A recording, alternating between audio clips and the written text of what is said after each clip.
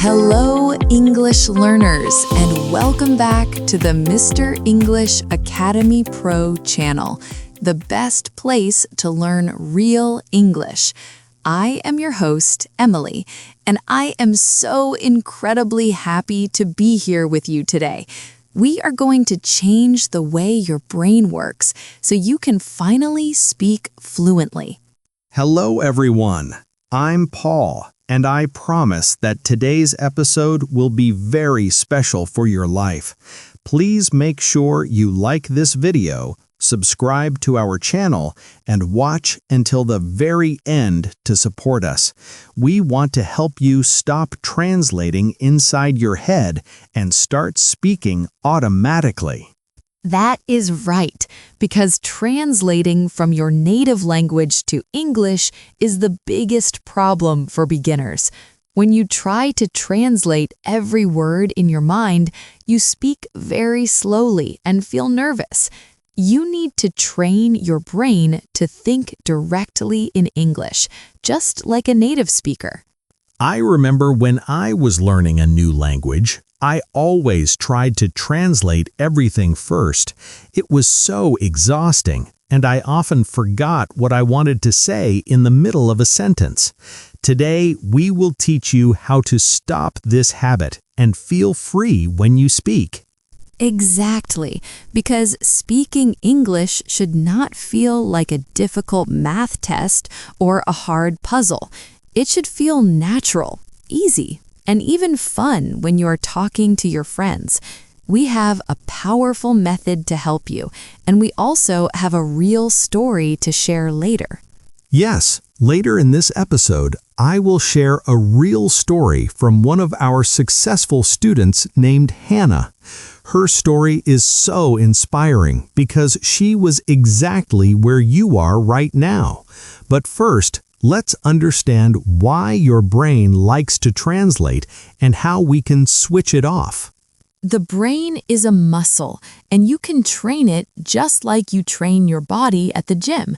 If you practice the small exercises we give you today, you will see big results very fast. So let's take a deep breath, relax your shoulders, and get ready to learn deep English. So, Paul, why do so many beginners try to translate everything before they speak? I think it is because they are afraid of making mistakes in front of other people. They want the sentence to be perfect in their own language first, but that kills the flow.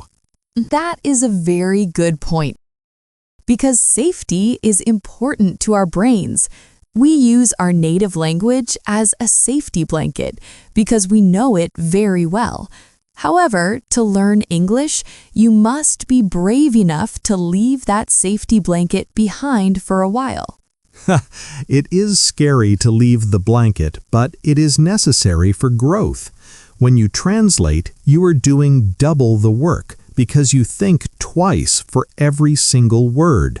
This makes you tired very quickly, and then you want to stop speaking English. Yes, and English grammar is often completely different from the grammar of your native language. If you translate word for word, your English sentences will sound very strange and wrong. You must learn patterns, not just individual words, to sound like a real human. I always tell my students that English is not just words, it is a way of seeing the world. When you stop translating, you start seeing the world through English eyes. It feels like magic, but it is actually just practice and good habits. That is beautiful, Paul, and I want our listeners to feel that magic too. You do not need to be a genius to think in English, you just need to be consistent. We are going to show you simple steps that you can do alone in your house. Yes, you do not need a travel ticket or a native teacher to start this process. You have everything you need right now inside your amazing brain. Let's look at the first simple concept of thinking in English without any stress. The first rule of training your brain is to keep everything very simple. Beginners often try to say complex thoughts that are too difficult for their current level. You must learn to simplify your thoughts so you can say them in English easily. That is such valuable advice because beginners often have adult thoughts but baby English skills. Do not try to explain philosophy, just explain what you see and what you do. If you cannot say, I am exhausted, just say, I am tired or I need sleep. Yes, I need sleep is a perfect sentence because it's clear and correct. When you simplify your thoughts, your brain relaxes and you can speak faster. You stop searching for the perfect, difficult word and use the words you already know. It is better to speak simple English fluently than to speak difficult English slowly. Your goal is communication, not showing off big words to your friends. Trust me, people love it when you speak clearly and simply because they can understand you well. So, the exercise here is to check your thoughts before you speak. If a thought is too long, break it into 2 or 3 short sentences. This gives your brain time to process the English without the stress of translation. Exactly. For example, instead of saying, despite the rain, I went to the market, keep it simple. You can say, it was raining, but I went to the market. This is easier for your brain to construct without translating. I love that example because it shows that simple English is still good English. Now, I want everyone to pay close attention because we have a special segment coming up. Hannah is going to share a powerful real-life story of her English-speaking journey. Hello, everyone. My name is Hannah, and I really want to tell you my story today so you can see that overcoming the fear of speaking is possible for anyone. My name is Hannah, and for 3 years, I was afraid to speak English. I studied grammar books every day, but I could not say a single sentence. I felt like my throat was closed every time I tried to say hello. I was always translating in my head, and by the time I finished, the conversation was over. I felt so stupid and lonely because I really wanted to connect with people. One day, I met a tourist in my city who asked me for directions to the train station. I knew the answer, but my brain froze completely because I was trying to find the perfect grammar. The tourist waited for 10 seconds, then he smiled sadly and walked away without my help. I went home that day and I cried because I felt like a total failure. I realized that my books were not helping me to speak, they were only helping me to read.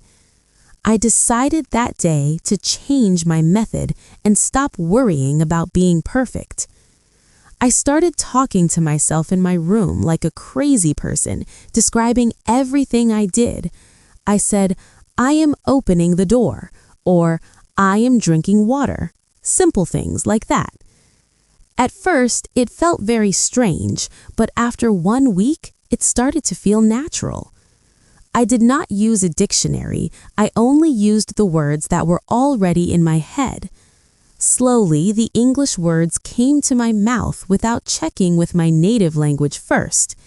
It was a small victory, but for me, it felt like climbing a mountain. Now, 6 months later, I can speak with tourists easily, and I do not feel fear. I still make mistakes, but I do not care because I am communicating freely. English is no longer a subject I study, it is a part of who I am.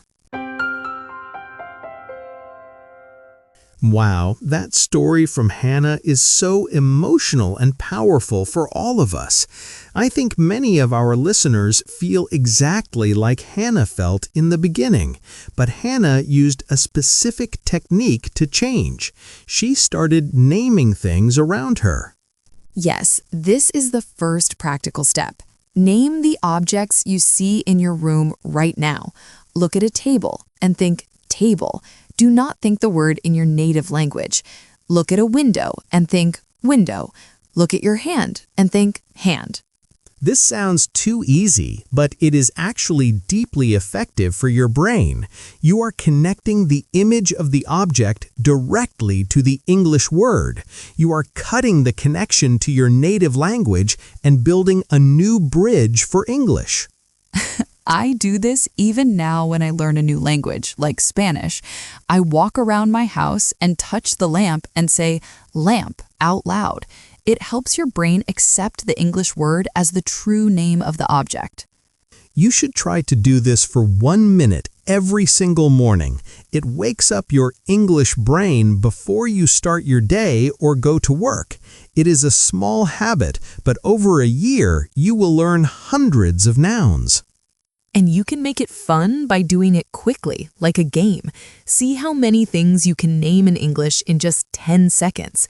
This speed forces your brain to work fast and skip the translation step. Excellent idea, Emily. Speed is a great way to trick the brain into thinking in English. Once you are comfortable with single words, you must move to the next level. The next level is not just words, but short phrases and actions. This is exactly what Hannah did in the story when she said, "I am opening the door." You must become the narrator of your own life, describing your actions as you do them. You do not need an audience, you only need yourself and your voice. Yes, imagine you are the main character in a movie and you are describing the scene. When you make coffee, say, "I am making coffee. I am pouring the water." Use the present continuous tense because it is happening right now, in this moment. This connects your physical movement directly to the English verbs and sentences. Your body and your brain are learning together, which makes the memory very strong. It might feel silly at first, but nobody is watching you, so do not worry. I talk to myself all the time, even now, and I am not learning a language. But for a learner, this constant practice fills your day with English moments. You turn your boring daily routine into an exciting English lesson without opening a book. And if you do not know a word for an action, do not stop. Find a different, simpler way to describe it, or look it up later. The goal is to keep the flow of English going in your mind. Exactly. Keep the flow going like a river that never stops moving. Even if you only say 3 sentences while brushing your teeth, that is a success. You are training your brain to be comfortable with English sounds coming out of your mouth. This also helps you realize how much English you actually use in your real life. You realize that you eat, sleep, walk, and work, and you know these words. It builds confidence because you see that you can describe your reality.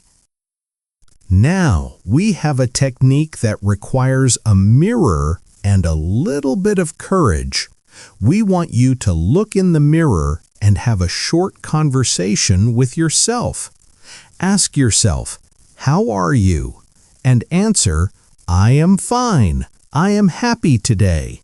Looking at your own eyes in the mirror simulates a real conversation with another person.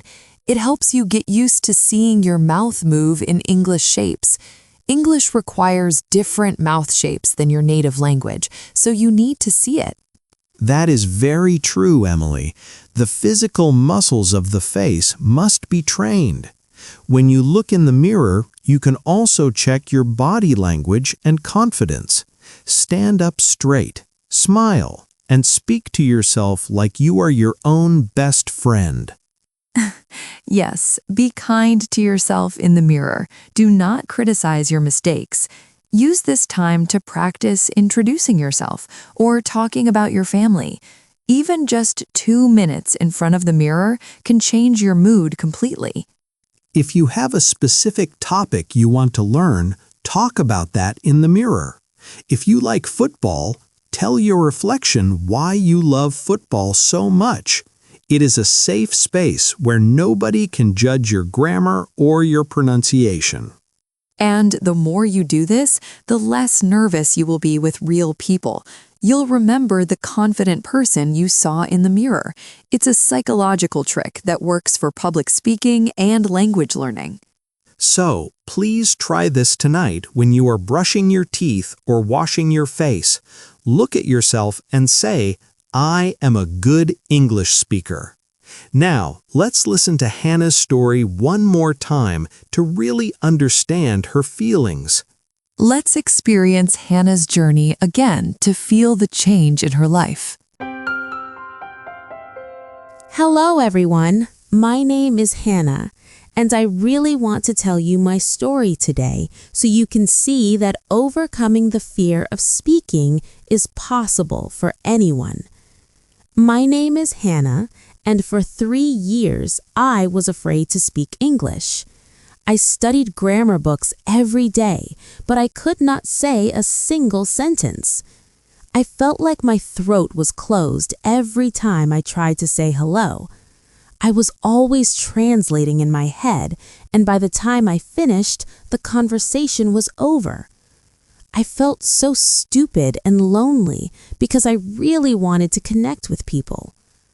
One day, I met a tourist in my city who asked me for directions to the train station.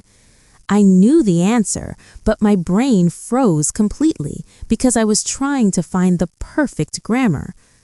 The tourist waited for 10 seconds, then he smiled sadly and walked away without my help. I went home that day and I cried because I felt like a total failure. I realized that my books were not helping me to speak. They were only helping me to read. I decided that day to change my method and stop worrying about being perfect. I started talking to myself in my room like a crazy person, describing everything I did. I said, "I am opening the door," or "I am drinking water." Simple things like that. At first, it felt very strange, but after 1 week, it started to feel natural. I did not use a dictionary. I only used the words that were already in my head. Slowly, the English words came to my mouth without checking with my native language first. It was a small victory, but for me, it felt like climbing a mountain. Now, 6 months later, I can speak with tourists easily, and I do not feel fear. I still make mistakes, but I do not care because I am communicating freely. English is no longer a subject I study. It is a part of who I am.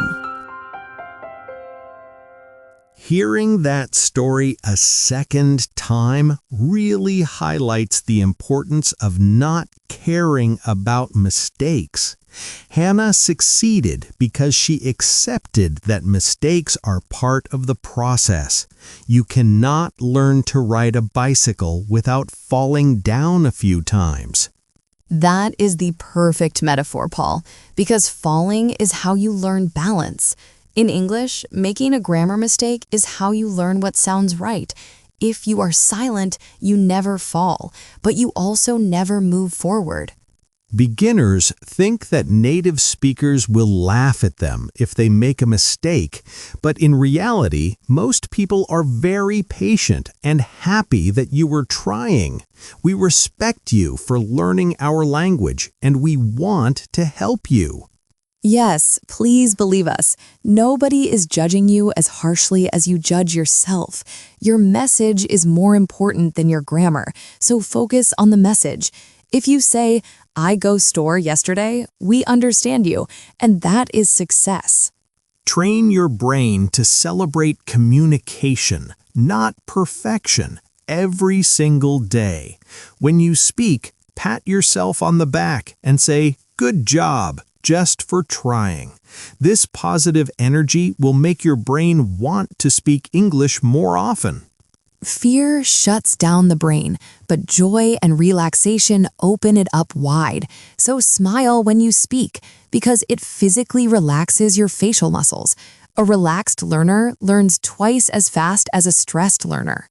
We want you to promise us right now that you will make mistakes today. Go out and make 5 mistakes in English and be proud of them. Now let's move to our conclusion and wrap up this powerful lesson. We have covered so much today about training your brain to think in English. We talked about naming objects, narrating your day, and talking to the mirror. These are simple tools, but they build a very strong foundation for fluency. Yes, and we also heard Hannah's beautiful story about moving from fear to freedom. Remember that consistency is the key.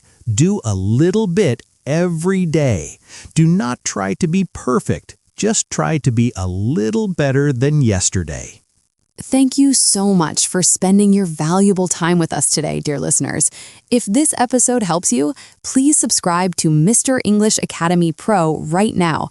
Share this video with a friend who is also learning English so you can practice together. And please leave a comment below telling us which technique you will try first. We love reading your comments and hearing about your personal progress. We are here to support you on this journey, every step of the way. You have the power to speak English fluently. You just need to believe it. Keep practicing, keep talking to yourself, and never give up on your dream. We are so proud of you, and we cannot wait to see you next time. Have a wonderful day. Keep training your brain and speak English with confidence. Until the next episode, take care and goodbye from Mr. English Academy Pro. Goodbye, everyone, and happy learning. Goodbye.